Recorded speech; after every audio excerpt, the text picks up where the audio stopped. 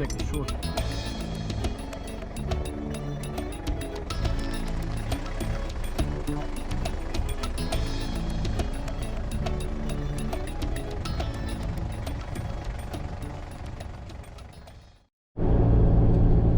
So that was a journey of giraffe. Now, we were talking the other day about these collective nouns for animals. And Linda, what is the name, the collective noun for a wildebeest? An improbability. An improbability of wildebeest. And zebra is a dazzle. A dazzle of zebra. What other strange ones are there? I don't know who thinks these things up, but they're pretty appropriate, I guess. Geese is a good one too. A gaggle of geese. Parliament of Owls. What? Parliament of owls. Yeah. Oh, Do owls actually get together? Maybe it's elephant, yeah. No, they're solitary, aren't they? I don't know. Yeah, anyway.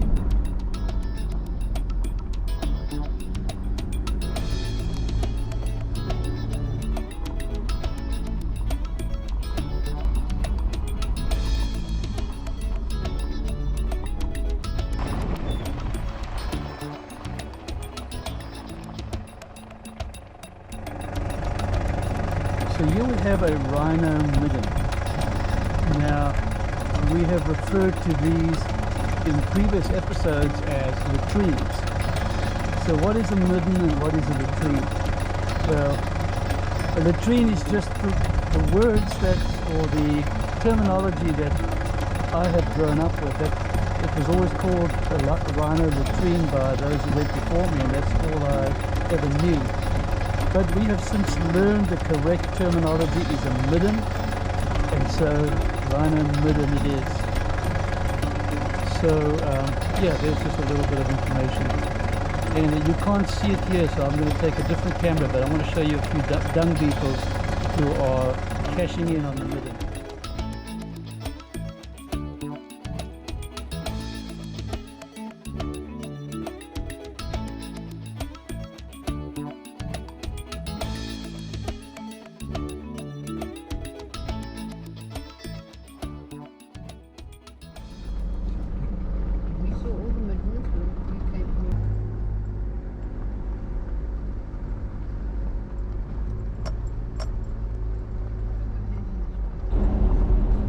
We are at Skukuza, and one of the drives that is recommended by books, YouTubers, etc., is the Golden Triangle around Skukuza.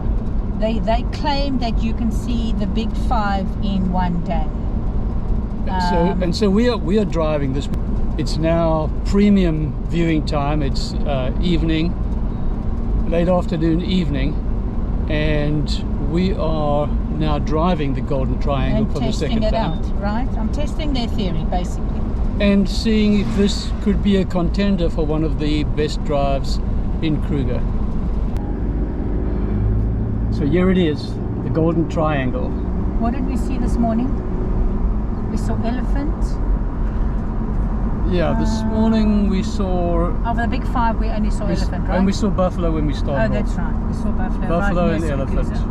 Yeah. Now, like I said, this is a different time of the day, and we are now driving the premier drive around Skukuza.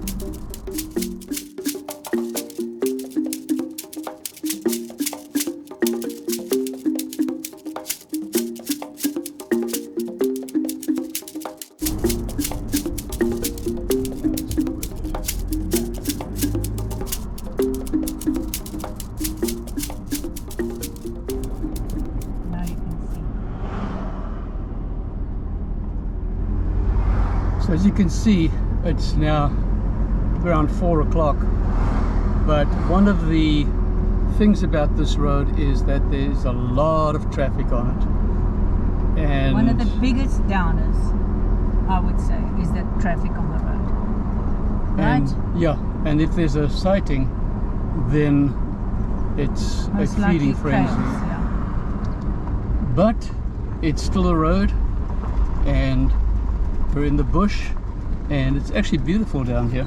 Yeah, it is beautiful. The river and the bush is pretty thick, but it's nice. It's It's very green, and the river is flowing quite strong. on the first part of this drive there are lots of nice little river loops, and you can look down and see if there's anything down near the river or on the river banks. So we'll take a few of them, just check them out.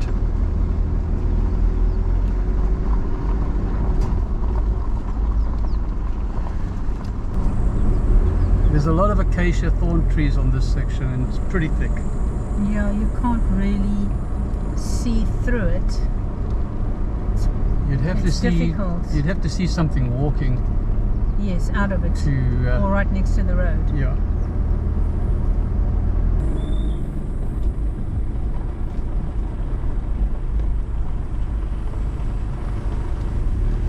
I mean, this is just the beginning, eh? Okay, well, let's have a look. Let's see how it Yeah. goes. Well, the claim is that you can see the big five No, in and around Skukuza. not only that, the claim is also that the concentration of game is around Skukuza. Yeah.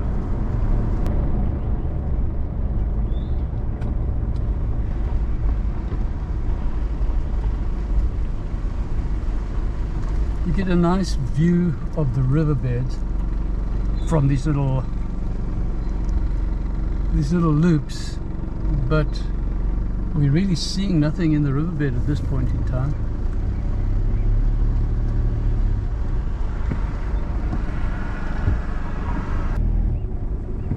Oh, this looks like a nice little one.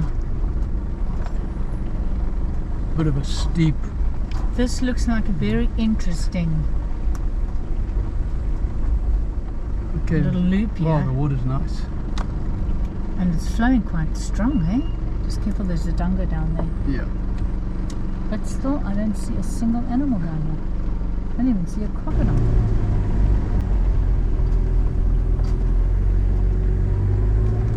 It's a pretty steep entrance and exit to that little loop. It was.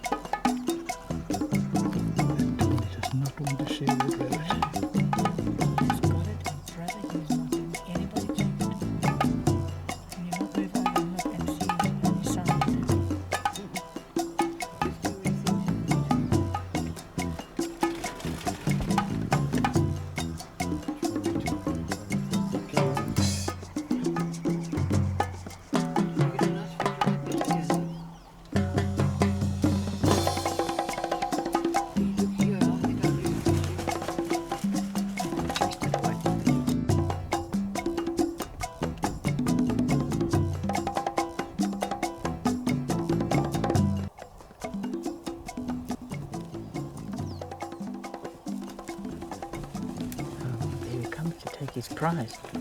He is not having it. I caught that thing, it's mine. And you're not taking it. Oh, my goodness.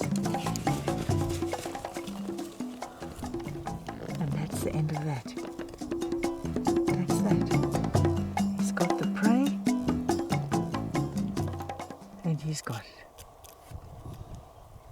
Off she goes with it. There is nothing left, but they're all getting those little scraps. So what eel is that? It's not a 20. Step buzzard or something. So there are a few bridge crossings. And this is the bottom or what? Where are we now on the triangle? We are down at the bottom of the triangle, Okay. doing the short leg of it, and Okay. crossing. This is a high level bridge, but there are two low level bridges that we'll get to in a little while. And the water is really flowing beautifully down here. It's a beautiful view of the river.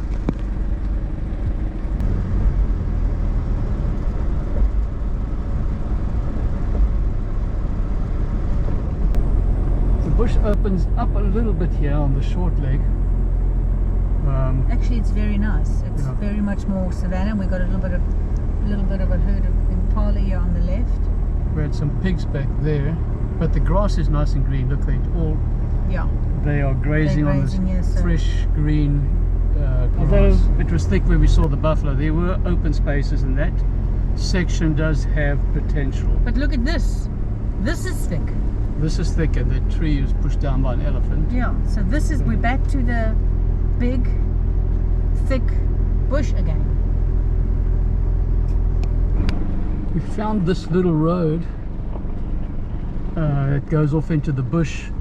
It's not blocked off or anything. It looks like it's accessible to the public. It's not ridden very well. Oh, it's just a loop. But we're taking it, and it comes down to a riverbed here.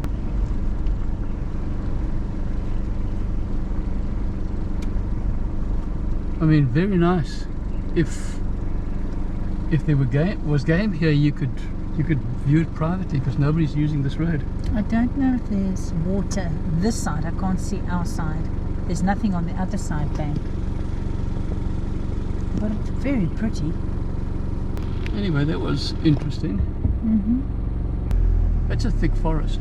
Very thick. Should be Nyaland bush, but yeah. But I haven't seen one. All right. Well, that was a interesting Nothing little ventured? excursion. Mm-hmm.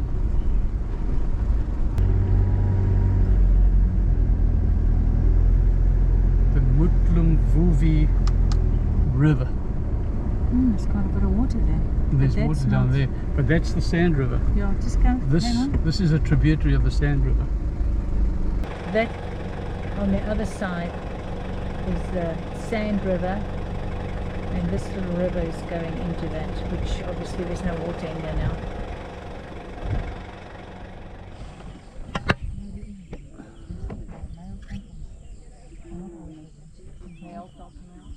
And we have a pride of lions right here in front of us. I can see 6. I think there's one more somewhere. And a lot of vehicles, a lot of operators, everybody getting a little view. But it is gridlock on this road right now.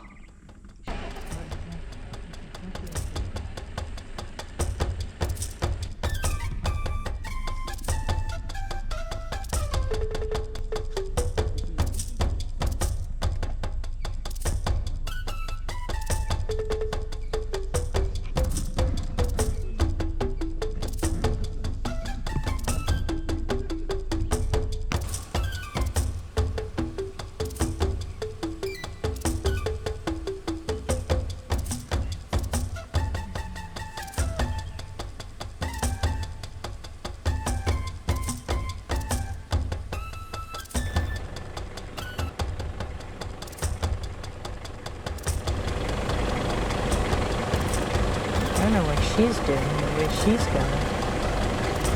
And she's just sitting here.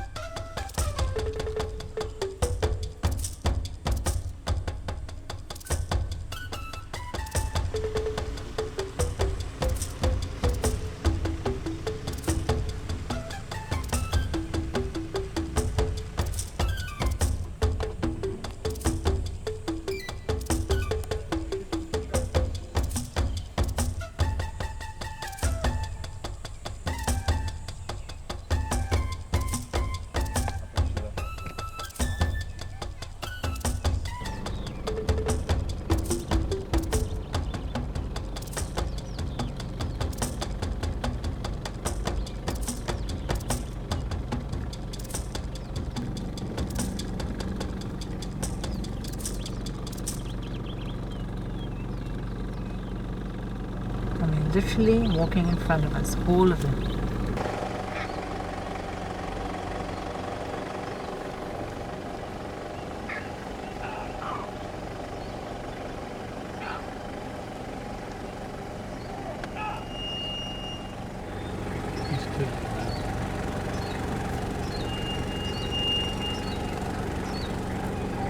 They're going to go in now.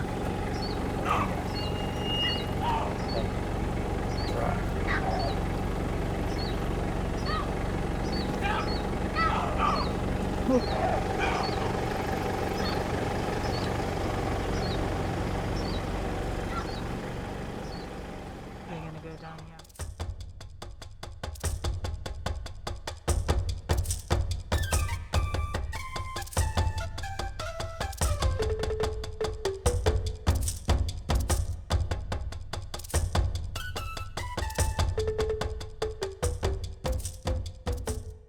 Here's a little herd of elephant. Again in the thick bush, and again you have to look. You really have to examine the bush as you go by. Look for movement, look for shape, look for color. But here's quite a nice little herd.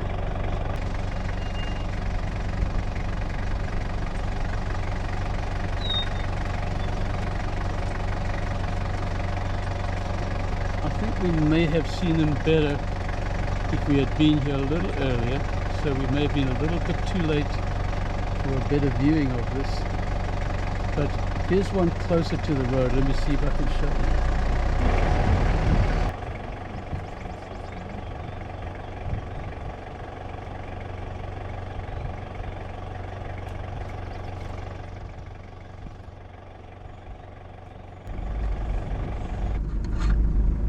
Really perturbed about us sitting over here.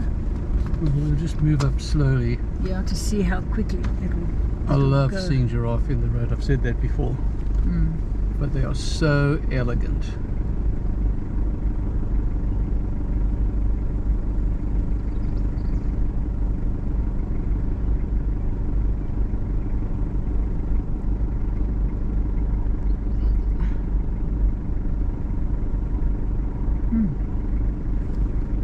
Beautiful. And there's one on the other side. This one is really dark. Yeah, the males are normally dark. But here's letting me get really close.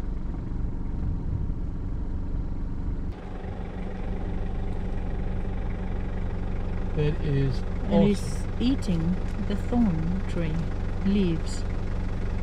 I mean, you Those thorns cannot don't bother him. believe how big those thorns are that he's eating. can't believe he can eat them. He doesn't even faze him.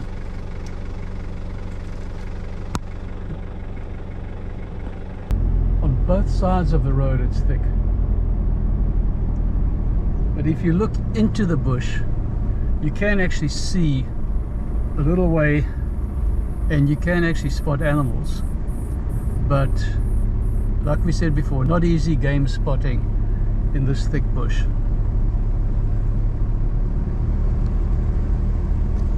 The troop of baboons in the road.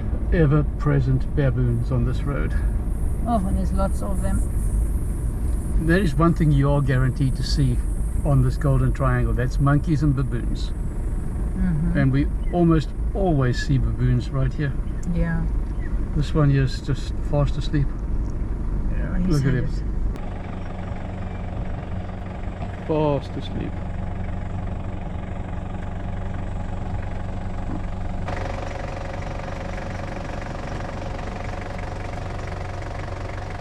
They've installed booms for the times when the rivers are in flood. They use the booms, they close off the road so you can't go down, because we are going to descend now into the riverbed and cross a low water bridge. Now the bridge does have little lay-bys on it, but it is otherwise a one-way bridge. So you have to wait at the one side until the cars have passed from the other side, and then you get an opportunity to do it. If you want to stop on the bridge, you stop in one of the little lay-bys. And you can see up ahead here, that's just what somebody has done.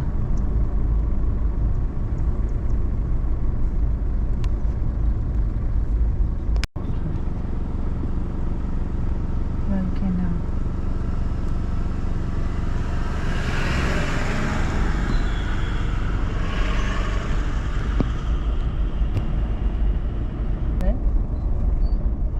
This black one, yeah. It is a cormorant, a reed cormorant. So the low water bridge gives you a really nice view of the river as you cross. And you can look into the little eddies and puddles and sometimes see crocodile, and most always see some kind of a water bird or a wader. We just saw a reed cormorant sitting on the reeds, but it was too far for us to take a decent photograph. So that is the Sand River, and the next one we cross will be the Sabi River.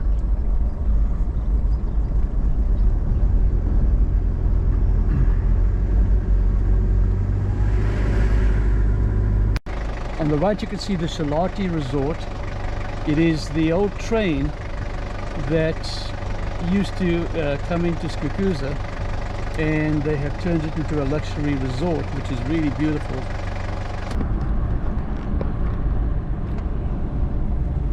And now we are descending onto the bridge across the Sabi River, another low water bridge, and again it's a one-way bridge with lay-bys that you can stop on if you want to stop and look at something.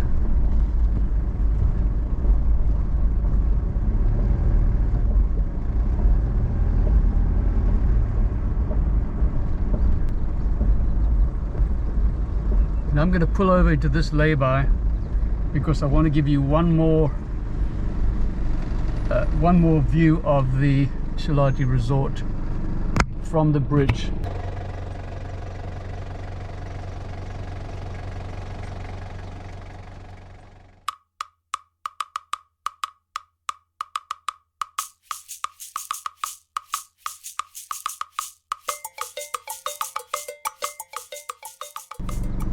So we just saw some little waders here, in Afrikaans waterdukkel, but the English name is a water thickney. Beautiful little birds, and we got nice and close up. So that's one of the advantages of these low water bridges. You can get really close to the birds, and if there's crocodiles, to the crocodiles.